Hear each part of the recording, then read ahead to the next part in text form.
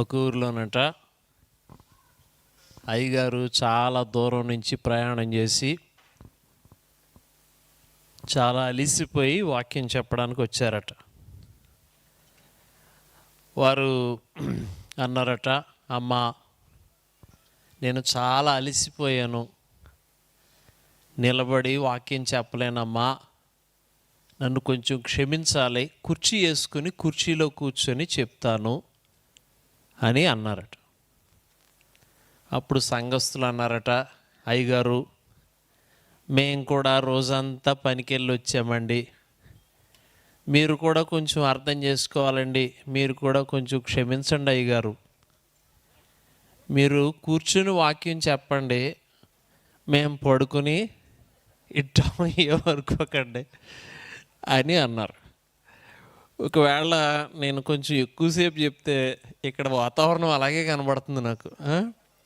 అంతేనండి. నిద్ర వస్తున్న వాళ్ళందరూ దేవునికి స్తోత్రం చెప్పండి. హల్లెలూయా. లేచినాయా? లేగితే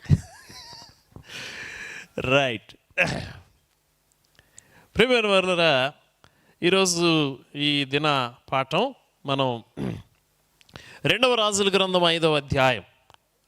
ఎవరైనా మైక్ తీసుకొని మొదటి 3 వచనాలు అలాగే 9వ వచనం నుంచి 13వ వచనం వరకు స్పష్టముగా చదవాలని మనవి చేస్తూ ఉన్నాను. 2వ రాజుల గ్రంథము 5వ అధ్యాయం.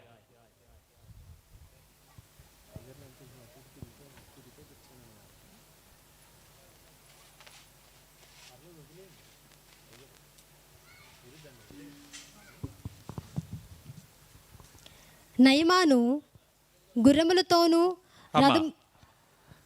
2వ రాజుల గ్రంథము 5వ అధ్యాయము 1 నుంచి 3 వచనాలు. సిరియా రాజు సైన్యాధిపతి అయిన నయమాను అనునొకడుండెను.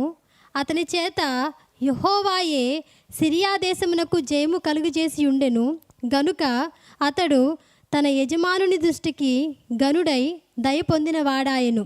అతడు మహాపరాక్రమశాలి అయి ఉండెను గాని అతడు కుష్ఠరోగి. సిరియనులు గుంపు గుంపులుగా బయలుదేరి ఇశ్రాయేలు దేశము మీదికి పోయి ఉండిరి. వారచ్చట నుండి ఒక చిన్నదాని చెరగొని తేగ అది నయమాను భార్యకు పరిచారం చేయుచుండెను. అది షోమ్రోనులోనున్న ప్రవక్త దగ్గర నా ఏలినవాడుండవలెనని నేనెంతో కోరుచున్నాను. అతడు నా ఏలినవానికి కలిగిన కుష్ఠరోగమును బాగు చేయునని తన యజమానురాలితో అనే. 9వ వచనం నుంచి. నయమాను గుర్రములతోనూ రథముతోనూ వచ్చి ఎలీషా ఇంటి ద్వారము ముందర నిలిచి ఉండగా, ఎలీషా, నీవు యోర్దాను నదికి పోయి 7 మారులు స్నానము చేయుము, నీ ఒళ్ళు మరలా బాగై నీవు శుద్ధుడవగుదువని అతనితో చెప్పుటకు ఒక దూతను పంపెను. అందుకు నయమాను కోపము తెచ్చుకొని తిరిగిపోయి ఇట్లనెను. అతడు నా ఎదుకు వచ్చి నిలిచి తన దేవుడైన యెహోవా నామమును బట్టి తన చెయ్యి రోగముగా ఉన్న స్థలము మీద ఆడించి కుష్ఠరోగమును మాన్పునని నేను అనుకుంటుని. దమస్కు నదులైన అబానాయును ఫర్పరును ఇశ్రాయేలు దేశంలోని నదులన్నిటికంటే శ్రేష్టమైనవి కావా? వాటిలో స్నానం చేసి శుద్ధి నొందలేనా అని అనుకుని రౌద్రుడై తిరిగి వెళ్ళిపోయెను. అయితే అతని దాసులలో ఒకడు వచ్చి, నాయన, ఆ ప్రవక్త ఏదైనా ఒక గొప్ప కార్యము చేయమని నియమించిన ఎడల నీవు చేయకుందువా? అయితే స్నానము చేసి శుద్ధుడవు కమ్మను మాట దానికంటే మేలు కాదా అని చెప్పినప్పుడు అతడు పోయి దైవజనుడు చెప్పినట్లు యోర్దాను నదిలో 7 మారులు మునుగగా అతని దేహము పసిపిల్ల దేహము వలెనై అతడు శుద్ధుడాయెను. చాలు. ఇక్కడ మనం రాయబడిన సంఘటనని ఒకసారి మీకు మాటల్లో చెప్తాను. నయమాను అనే ఒక సైన్య అధ్యక్షుడు ఉన్నాడు. మన భాషలో చెప్పాలంటే మిలిటరీ కమాండర్ ఉన్నాడు. అయితే ఆయనకి ఒక చిన్న వ్యాధి ఉంది. ఆ వ్యాధిని బట్టి వాళ్ళ ఇంట్లో పనిచేసే ఒక చిన్నది ఏమందంటే, ఆ చిన్నది ఎక్కడి నుంచి వచ్చింది అని అంటే దాసి ఆమె. ఎక్కడి నుంచి వచ్చింది అంటే ఇశ్రాయేలు దేశం నుంచి వచ్చింది. ఈ నయమానికి ఇశ్రాయేలు దేవుడైన యెహోవా తెలీదు. అయితే యెహోవా ప్రవక్తలు కూడా తెలియదు, ఏం తెలియదు ఆయనకి. అయితే ఆ చిన్నది ఏమందంటే, అయ్యగారితో మాట్లాడే ధైర్యం లేదు. అమ్మగారితో చెప్పింది, అమ్మగారు అయ్యగారికి రోగం ఉంది కదా, అదే మా దేశంలో అయితే మేము ఒక ప్రవక్త ఉన్నారండి. ఆ ప్రవక్త దగ్గరికి మేము వెళితే కనుక ఆయన దేవుని దగ్గర నుంచి సెలవు పొందినవాడు, దైవజనుడు. ఆయనకి మన సమస్యలు లేకపోతే మన అనారోగ్యాలు చెప్పుకుంటే స్వస్థత కలుగుద్దండి అని ఆ అమ్మగారికి ఈ చిన్నది చెప్పింది. చెప్పినప్పుడు ఆ అమ్మగారు ఏం చేసిందంటే అయ్యగారికి చెప్పింది. అయ్యగారికి చెప్పంగానే అయ్యగారు రాజు దగ్గర సెలవు పొంది రథాలు తీసుకొని బయలుదేరాడు. సిరియా దేశం నుంచి ఎక్కడికి బయలుదేరాడు అంటే ప్రవక్త ఉన్న ఇశ్రాయేలు దేశానికి బయలుదేరాడు. సో చాలా రథాలు, అంటే మన భాషలో చెప్పాలంటే సీఎం గారు వస్తున్నప్పుడు ముందు వెనక ఎంత కాన్వాయ్ ఉంటుందో అంత కాన్వాయ్తో బయలుదేరి కరెక్ట్గా ఆయన ఎక్కడ ఆపాడు అని అంటే ప్రవక్త ఇంటి దగ్గర రథాలు ఆపాడు. రథాలు ఆపంగానే ఈయన ఏమనుకున్నాడంటే ప్రవక్త వెంటనే వచ్చి బూమ్ బామ్ బష్క్ అని ఏదో ఒక మంత్రం వేసి అతనుకున్న వ్యాధిని పోగొట్టి బాగైపోయింది వెళ్ళిపో అని చెప్తాడు అని అనుకున్నాడు.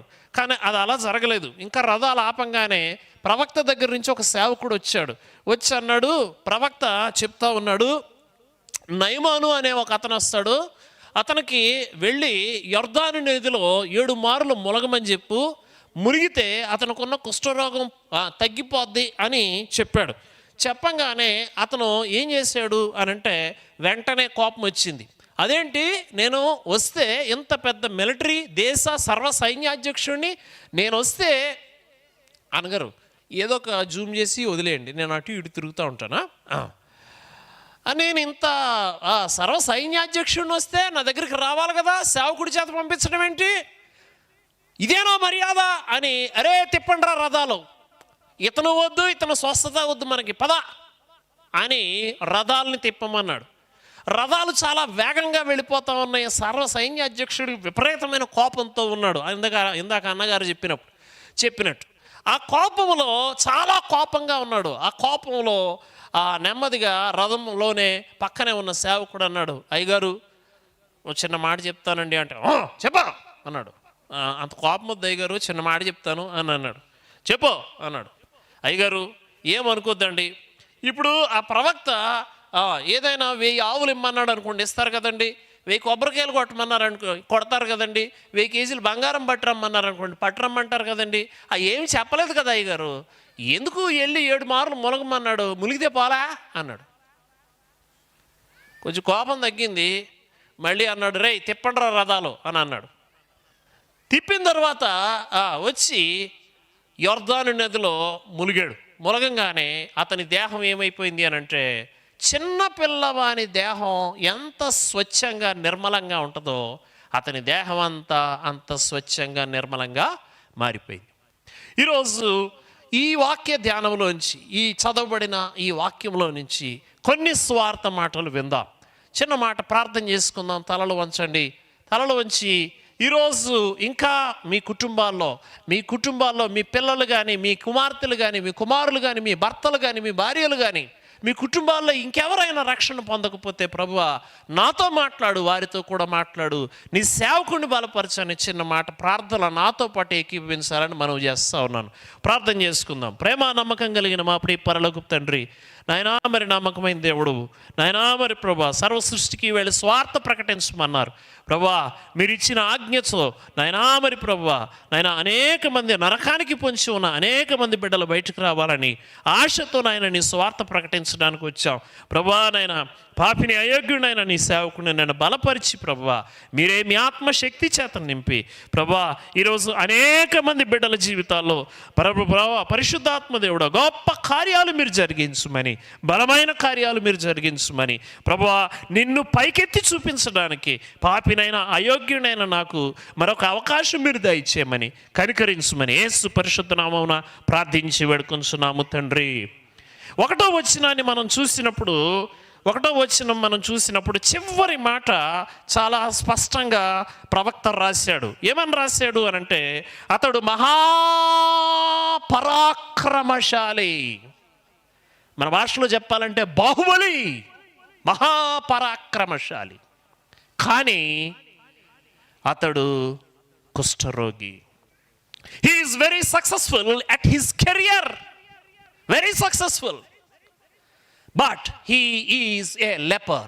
Very successful, but he is a leper.